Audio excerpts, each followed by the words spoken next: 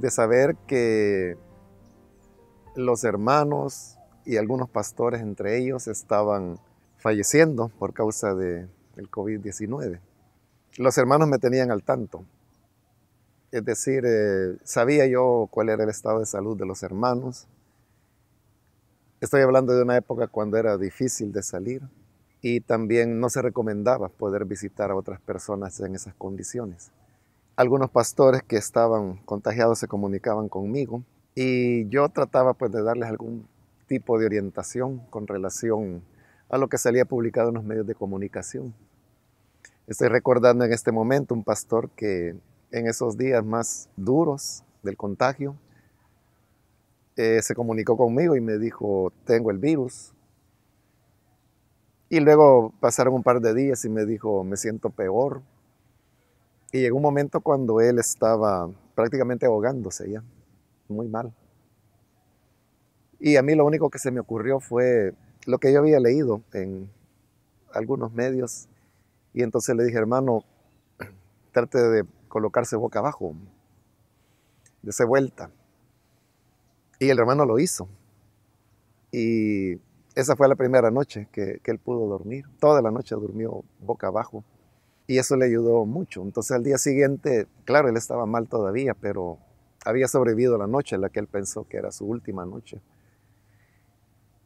Y obviamente es incómodo poder estar boca abajo durante 10, 12 horas, ¿verdad? Pero él procuraba en la medida de lo posible permanecer en esa posición porque sentía que le ayudaba y eso era lo que los medios de comunicación decían. Entonces una cuestión tan sencilla como esa, en un momento cuando no había vacuna, no había antivirales, es decir, lo único que se podía usar era el acetaminofén para poder regular la temperatura o malestares. Pero ese elemento hizo que el hermano sobreviviera. Y bueno, hoy él está muy bien, se recuperó totalmente, gracias a Dios. Pero hubo otros hermanos que no tuvieron esa bendición de poderse sobreponer. Y entonces luego yo sabía de que había muerto tal hermano, que había muerto tal otro. Supe de muchos contagios. Pero la mayoría, gracias a Dios, se sobrepuso y salió adelante. Pero ese hecho de la impotencia, de saber que una persona está falleciendo y que no hay mayor cosa que uno pueda hacer. O sea, que no se le puede visitar. Uno podía orar, pero así a distancia. Creo que fue algo que me impresionó mucho. Y la incertidumbre de no saber qué tanto esto iba a avanzar y hasta dónde iba a llegar. Eso estoy hablando a nivel de pastores, pero también había líderes, supervisores. La inmensa mayoría no sabía quiénes eran, me daban los nombres, pero no sabía quiénes eran. Y me hablaban de la familia tal, de los esposos tales, que ambos habían fallecido, que los hijos quedaban solos. Entonces eso lo pone a uno pues de cara a una realidad a la cual no estaba acostumbrada, sabiendo pues que son vidas que se perdían para siempre. Ese fue uno de los elementos, como digo, incertidumbre sería la palabra con la cual yo describiría esa sensación.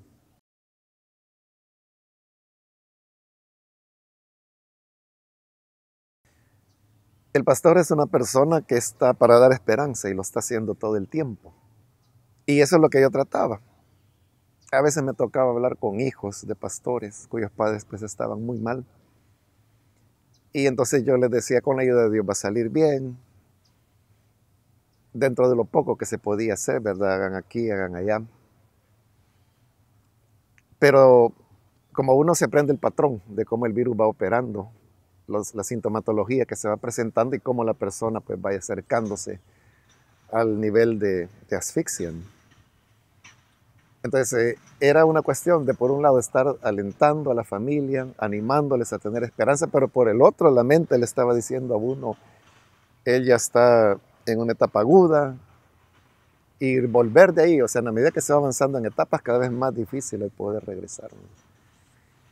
Entonces, por un lado, uno dando esperanza, pero por el otro, pensando humanamente, ¿verdad? Que el cuadro iba avanzando, aparentemente pues ya sin un retorno, pero gracias a Dios que muchos de ellos volvieron de esas etapas agudas. Y eso de tratar de dar esperanza a la familia, pues no fue en vano, porque sí valió la pena y se logró una recuperación.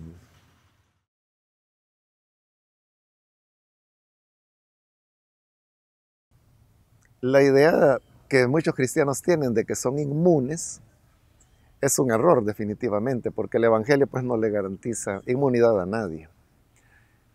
Yo creo que para un cristiano hay promesas, un cristiano goza de un favor especial de parte de Dios. Dios responde a las oraciones, responde a la fe de sus hijos. Pero eso es muy diferente a tener inmunidad, porque inmunidad es de que la persona no va a ser tocada ni afectada en ningún sentido. Y lastimosamente pues hubo creyentes que lo pensaron así y dijeron, bueno, yo soy hijo de Dios, a mí no me va a pasar nada. A mí no hay virus que me venza. Y son las personas que terminaron muertas. Yo supe de pastores de otras congregaciones, un par de ellos, que enseñaban eso exactamente. A mí no me va a pasar nada, que no cerraron la iglesia, siguieron predicando como que si nada había, no al uso de mascarilla, eso era falta de fe. Y algunos, un par de meses quizás ya avanzado el tema de la pandemia, un medio periodístico se comunicó conmigo y el periodista me dijo, tenemos interés en entrevistar a pastores que enseñan precisamente eso, de que el virus no les va a hacer nada porque son cristianos en contra del uso de la mascarilla. Y yo le dije, sí, le dije, yo he oído de un par de casos, le voy a averiguar los datos. Entonces, cuando yo comencé a buscar los datos, cómo se llamaban, cuál era la iglesia, me daban los nombres, me los dieron, pero me decían, pero ella falleció. Entonces, todos los casos que yo había oído ya habían fallecido y solamente había uno que quedaba. Entonces, yo le dije, era un hombre y una mujer periodistas, y yo les dije, ya murieron las personas que enseñaban de esa manera, pero tengo este otro dato de otro hermano. Y les dije, él es uno de los que enseña así. Y les dije, pues lamento no poderles ayudar más porque es todo lo que yo conozco. No, me dijo, he hecho mucho con esto. Y fueron a buscarlo y como a los 3 días se vuelven a comunicar conmigo y me dijeron, fuimos y ya falleció, me dice, o sea, ya no lo encontramos. Entonces creo que esa idea de que el cristiano es inmune es un error, ¿verdad? Y tenemos que reconocer que, como dije, Dios tiene un favor especial para nosotros, tiene promesas que ha dado para sus hijos, pero nosotros tenemos que ser prudentes y entender de que lo que Jesús dijo, ¿verdad? No tentarás al Señor tu Dios. Y así como cada vez que nos vamos a atravesar una calle, vemos a los dos lados antes de pasar, de igual manera uno tiene que tomar todas las precauciones en temas de salud, en temas de seguridad cuando uno anda por la calle, en temas de familia, en temas financieros incluso, ¿verdad? O sea, uno no puede estar confiando, Dios me va a sacar adelante, ¿verdad? Como que si fuera un salvoconducto para uno hacer lo que quiera. O sea, no es así. Entonces uno tiene que entender esa verdad, que hay una responsabilidad que Dios espera que cada uno de nosotros cumplamos.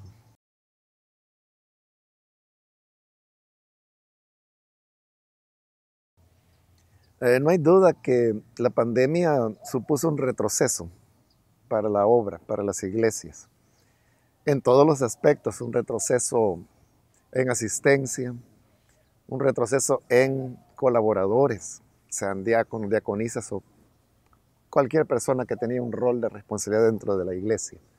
Hubo un retroceso. Hubo un retroceso en las finanzas de las iglesias. Y para algunas congregaciones hubo un retroceso irreversible, porque hubo iglesias que tuvieron que cerrarse, no pudieron continuar, no lograron sobrevivir. Y conozco también iglesias que perdieron los locales, que rentaban y han tenido que trasladarse a locales más pequeños. Y en algunos casos todavía andan buscando a dónde congregarse. Y claro, un retroceso como de los que estoy hablando, desaniman a cualquier ministro, que estamos hablando de retrocesos de años, estamos hablando de años de trabajo, vida que estas personas han invertido en lograr algo que de la noche a la mañana o en unas semanas pues se había perdido.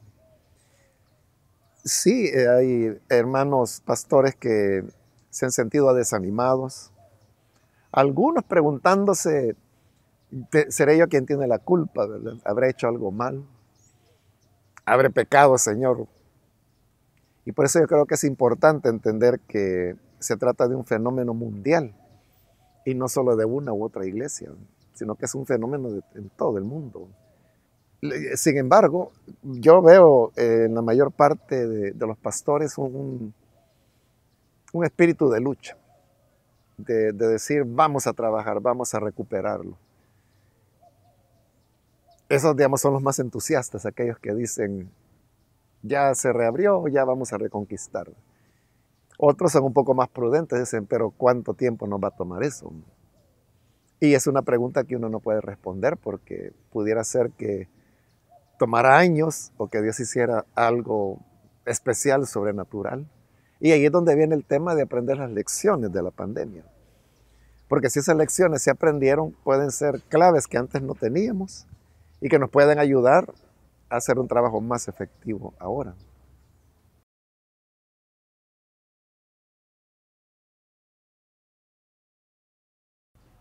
Las lecciones que la pandemia nos dejó, en primer lugar, yo creo que es muy evidente la primera lección, y es el tema de la vulnerabilidad a la cual estamos expuestos todos, incluida la iglesia. Entonces, el entender de que la iglesia es lo que es, porque depende de Dios, es una gran lección que no debemos subestimar. Otra gran lección es el hecho de aprender a valorar y agradecer cada cosa que la damos por sentada, como por ejemplo cada día. Pero cuando se ha enfrentado a una situación de muerte progresiva, cada día vale, cada mañana vale, cada amanecer que uno logra ver es una ganancia. Entonces uno aprende a valorar las cosas, aprende a agradecer cada persona que llega a la iglesia, cada servidor, cada servidora. Otra lección creo que ha sido el hecho de descubrir la importancia de la comunión de los unos con los otros. Porque de alguna manera el tema de la palabra se cubría, ya sea a través de redes, a través de televisión, radio, las iglesias pues que tienen acceso a estos medios. Entonces de alguna forma eso se cubría, pero lo que no se podía era el tema de la relación, el de congregarse, el de poder estar juntos. Entonces el hecho de, al recuperar eso, uno revaloriza la importancia del cuerpo de Cristo, del hecho de poder estar juntos. O sea, aquella idea de que yo en mi casa puedo orar, yo en mi casa puedo alabar, yo en mi casa puedo leer la Biblia, o ahí yo por televisión veo la predicación. O sea, eso es cierto. Pero la pandemia nos enseñó la importancia que tiene el hacer eso juntos. Y eso creo que le da nuevo sentido a los cultos mismos, a los ayunos, a las vigilias, a las diversas actividades. Entre todos estos elementos creo yo que son aprendizajes que uno debe atesorar de la pandemia y que nos pueden permitir aprovechar mejor esas bendiciones que ya tenemos.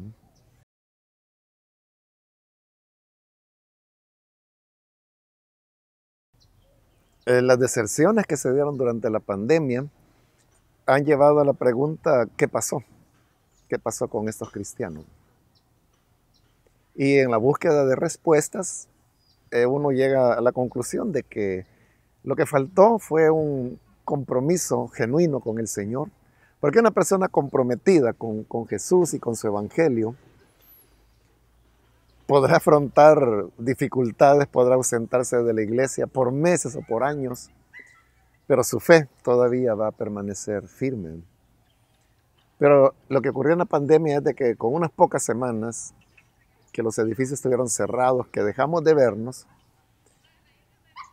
hubo una deserción muy fuerte. Entonces, al preguntarse por qué, entonces se llega al tema de la importancia de desarrollar un compromiso más auténtico del cristiano con Jesús. Y eso se logra a través del discipulado. Y eso entonces lleva a que la iglesia se pregunta entonces qué estábamos haciendo mal. O sea, porque se suponía que estábamos haciendo discípulos. Pero los hechos manifiestan que no era lo suficientemente consistente o lo suficientemente amplio, y a eso pues responde la deserción que se dio. Entonces es otra lección que hay que aprender y hacer un discipulado más intencional.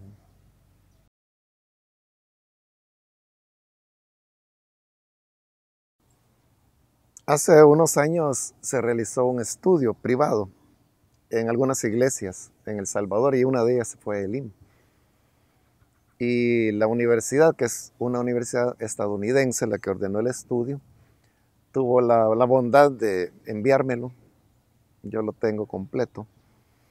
Y resulta que uno de los datos interesantes que la encuesta da es que el IM, juntamente con otra denominación, son las congregaciones más envejecidas que hay en El Salvador. Y esto yo creo que ha sido el resultado de que la misión pues ya tiene más de 46 años, va a cumplir. Y aquellos que comenzamos con la misión, entonces hemos transcurrido todo ese espacio de vida, de manera que somos ya personas muy adultas. Y entonces aprendimos, nos acostumbramos a trabajar con otras personas de nuestra generación, que se convirtieron en las personas confiables. Pero estas personas confiables han ido también por décadas, han sido fieles, indudablemente. Y esa fidelidad fue la que hizo que los ministros confiaran en ellos, de tal manera de que no pensaron en jóvenes, mucho menos en niños, sino que en el hermano o la hermana que podía garantizar que se cumpliera una asignación. Y estos eran pues los contemporáneos. Pero todos ellos pues ahora son ya señores, señoras de avanzada edad, que nunca se preocuparon por hacer el trabajo de sucesión, de incorporar a nuevas generaciones dentro de las tareas que están realizando. Entonces lo que tenemos hoy es eso, una congregación envejecida. Y por ley natural, pues uno sabe de que llega el momento cuando la vida termina por una u otra razón. Y es lo que hemos vivido en los últimos años, no solo por el tema de la pandemia, sino que por el transcurrir mismo de la vida. Casi cada año hay un pastor más que fallece, o una persona importante que jugaba un rol por décadas en la iglesia y que de repente ya no está. Entonces, ese elemento yo creo que es un tema en el cual yo he insistido desde hace muchos años, desde que comenzamos con el tema del estudio de la vida de Elías. Ese era el objetivo, el tema de la formación de nuevas generaciones de profetas. De un Elías que ya había quedado solo y deprimido al punto de decir, Señor, quítame la vida y aquí se acabó todo. Pero entonces Dios tenía un plan y era que tenía que haber sucesores. Eso fue hace, no sé, allá por el año 2011 quizá.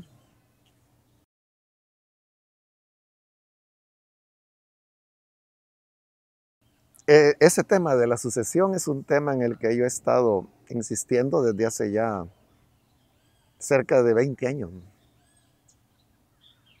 Y ya pasaron 20 años, tiempo suficiente pues como para que se hubieran podido levantar otras personas. Y si uno hace un recuento y mira alrededor, hay pastores jóvenes que andan en la década de sus 30 años, pero son muy contados. Sobran los dedos de una mano para poderlos contar. Entonces, creo de que otra vez tenemos que retomar ese tema y volver a enfatizar de que hay que ser discipulado desde la niñez y la juventud para que pueda darse la sucesión natural que debe darse, darle la oportunidad y los espacios a los jóvenes. No lo van a hacer todo perfecto desde la primera vez, como tampoco nosotros lo hicimos perfecto desde el principio. Y que el problema es que somos un poco desmemoriados y olvidamos las luchas y que no todos los de nuestra generación fueron grandes cristianos, ¿verdad? O sea, hubo hermanos, hermanas de nuestra generación que llegamos a la iglesia y que participaban del mismo entusiasmo, pero que uno falló, que el otro cayó, que el otro se volvió alcohólico, que la fulana ya no continuó en la iglesia. Entonces, lo que pasa es que uno tiende a ver solo lo bueno y entonces uno se engaña y se hace la idea de que todos fueron consagrados y no es así, la realidad fue otra. Entonces uno tiene que tenerlo eso muy presente para poder trabajar con la juventud actual. Cada nueva generación supone una ruptura con la anterior. Y no estoy hablando pues de cambiar el evangelio o de cambiar doctrina, ¿no? Sino que hay maneras diferentes de hacerlo. Y de hecho, nuestra generación fue una generación disruptiva para lo que era el evangelio en ese momento. El IN en sí mismo fue un quiebre con lo que era el evangelio predominante en esa época, que era un evangelio muy conservador, no pentecostal, que rechazaba incluso el tema de la sobrenaturalidad, el tema de lo que yo llamaba un emocionalismo, pero el IN fue todo lo contrario de eso. Entonces fue una iglesia iniciada por jóvenes, que atrajo jóvenes y que produjo una disrupción en la forma de evangelizar, de predicar, de adorar, de entender la iglesia, de entender el evangelio. Y eso es a lo que estamos expuestos, de que la juventud tiene otras perspectivas, otros puntos de vista, ha tenido otra historia en la cual ha nacido. Y por lo tanto sus maneras de pensar y hacer las cosas van a ser diferentes. Creo que no se debe renunciar a la sabiduría que las generaciones anteriores hayan tenido. Hay que aprovechar ese tesoro. Pero también entender de que los jóvenes no necesariamente van a hacerlo igual que los padres. Yo conozco hijos de pastores que están ahora en el ministerio y están queriendo hacer mucho. Pero algunos de ellos, la dificultad principal que tienen son sus padres. Porque ellos insisten, el evangelio tiene que ser así, debe ser de esta manera. Y es así como yo lo he hecho desde hace 50 años. Pero está hablando de medio siglo, ¿verdad? Y no se ha dado cuenta de que transcurrió medio siglo. Entonces su hijo ya pertenece a otra realidad y a otra ciudad y a otros países y a otra cultura y a otros retos. Entonces yo creo que cuando se les permita a los jóvenes decir, bueno, hijo, aunque yo no lo entiendo, pero que Dios te bendiga y adelante y respaldarlo. Entonces yo creo que ahí vamos a tener un florecer de una nueva disrupción, pero todo avivamiento en el fondo es una disrupción. Entonces no tenemos que tenerle miedo a los cambios.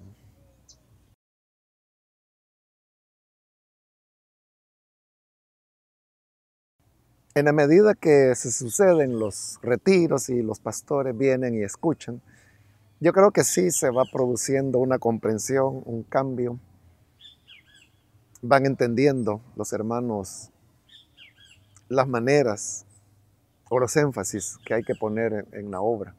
Porque en el fondo el retiro eso busca, pulir la visión, pulir las directrices de hacia dónde va la misión, hacia dónde queremos caminar. Pero eso es, la puesta en acción ya es una cuestión muy de cada pastor. Entonces unos van un poco más acelerados, otros van un poco más lento y otros todavía lo están pensando. Entonces eso hace que la marcha no sea uniforme. Pero yo diría de que lo que dice la Escritura, que nadie que pregunte por qué los días pasados fueron mejores estará preguntando con sabiduría. Porque por estar melancólicos por lo que ocurrió hace 40 años, no nos damos cuenta de lo que hoy el Señor está haciendo, que es hoy, ¿verdad? Y que los tenemos en nuestras narices. y no lo percibimos, no lo valoramos, no lo apreciamos. Y ese pues era uno de los temas del retiro, el hecho de enfocarse en el hoy, entender de que hay etapas que cumplieron una función en la historia del evangelio, de la misión de nuestras iglesias, pero que quedó terminada, quedó cerrada, porque Dios la cerró. Y una vez cerrada, uno tiene que ver para adelante, no puede quedarse como Samuel lamentando el rechazo de Saúl, porque la historia no terminaba ahí, no terminaba con Saúl, continuaba. Entonces yo creo que eso es lo que debemos hacer, estar viendo siempre hacia el frente, que Dios siempre tiene sorpresas para el mañana, ¿no?